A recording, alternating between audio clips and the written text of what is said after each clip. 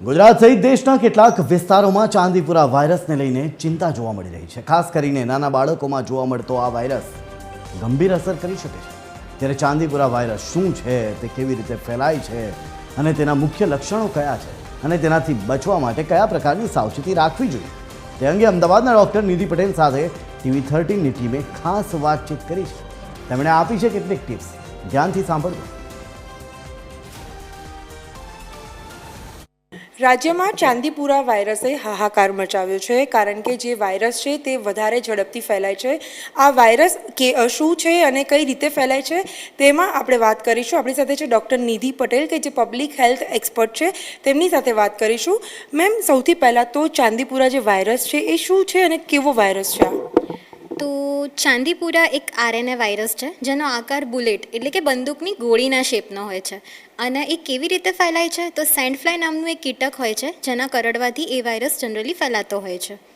આ જે કીટક જે હોય છે એ જનરલી ક્યાં જોવા મળતા હોય છે, અને આપણે જોઈએ કે કયા જગ્યા ઉપર સૌથી વધારે આ કીટક જોવા મળતા હોય છે, અને તેનાથી શું બચી શકાય, કેવી રીતે બચી શકાય આપણે?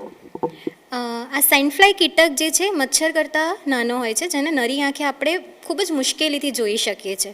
અને જો એના બ્રીડિંગ પ્લેસીસ એટલે કે એના ઉત્પત્તિ સ્થાનોની જો આપણે વાત કરીએ, તો ઘરની અંદર દિવાલોમાં જે તિરાડો હોય છે નાની મોટી, તેની અંદર જોવા મળી શકે છે, ભીની માટીમાં જોવા મળી શકે છે, પ્રાણીઓના જે સંગ્રહ સ્થાનો છે ત્યાં એમનું જે છાણ હોય છે એમાં પણ જોવા મળી શકે છે।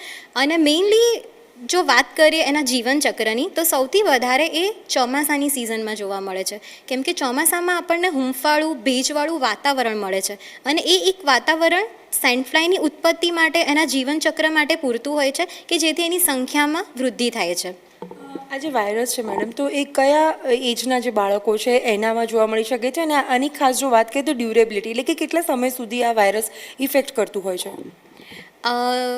મેઇન જો આપણે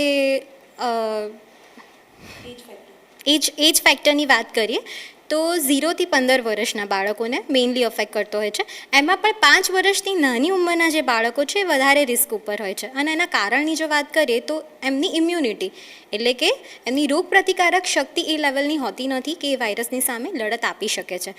એના સિવાય આપણે બીજા ફેક્ટર્સની વાત કરીએ તો જે કુપોષિત બાળકો છે, કેમ કે ઓલરેડી એમાં પ્રોટીનની કમી હોય છે અને એના કારણે એમની રોગપ્રતિકારક શક્તિ હોતી નથી।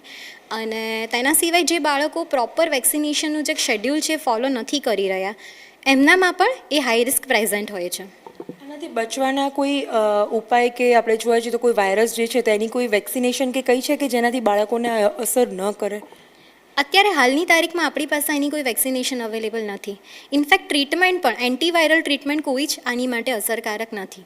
જે પણ ડૉક્ટર્સ ટ્રીટમેન્ટ કરી રહ્યા છે એ સિમ્ટમના બેસિસ ઉપર કરી રહ્યા છે, એટલે કે કોકને વોમિટિંગ થઈ રહી છે તો એ ટ્રીટ કરવામાં આવશે, તાવ આવે છે તો એ ટ્રીટ કરવામાં આવશે।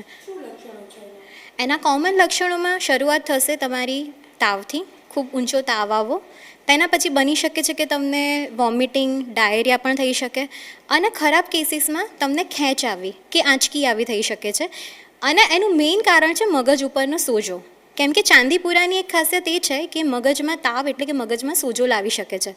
તો હવે આવા કેસમાં જો આંચકી આવે અને કન્ડિશન વધારે ગંભીર થાય છે તો બની શકે છે કે તમારું બાળક બેભાન પણ થઈ શકે છે।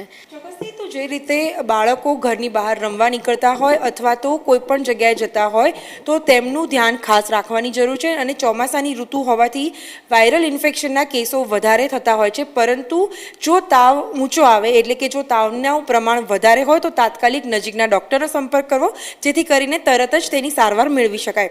કેમેરા પર્સન ભાવિન સાથે બ્રિંદા રાવલ, TV13 ગુજરાતી, અમદાવાદ।